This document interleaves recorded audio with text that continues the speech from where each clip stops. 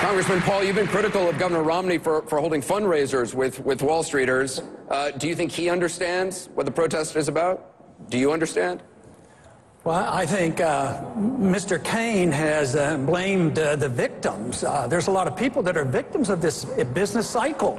We can't blame the victims, but we also have to point. I'd go to Washington as well as Wall Street, but I'd go over to the Federal Reserve. They create the financial bubbles, and you have to understand that. You can't solve these problems if you don't know where these bubbles come from. But then when the bailout came, and supported by both parties, you have to realize, 2008, Republicans were still in charge, so the bailouts came from both parties. Guess who they bailed out? The big corporations, the people who were ripping off the people in the derivatives market, and they said, oh, the world's going to come to an end unless we bail out all the banks. So the banks were involved, and the Federal Reserve was involved, but who got stuck? The middle class got stuck. They got stuck. They lost their jobs, and they lost their houses. If you had to give money out, you should have given it to the people who were losing their mortgages, not to the banks. Mr. Kaine, do you want to respond?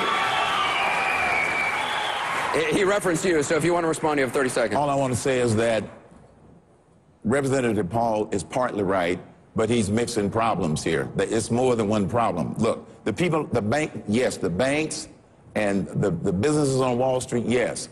The way that was administered was not right. But my point is this. What are the people who are protesting want from bankers on Wall Street? To come downstairs and write them a check? This is what we don't understand.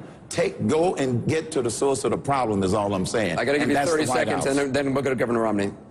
Yes, the argument is the program was okay, but it was mismanaged. But I work on the assumption that government's not very capable of managing almost anything, so you shouldn't put that much trust into government.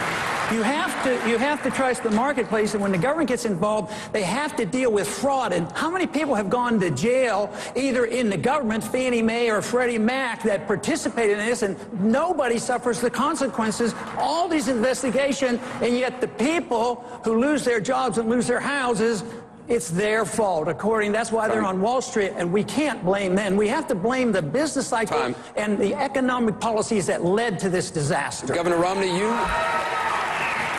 originally called the protests dangerous. You said it was class war.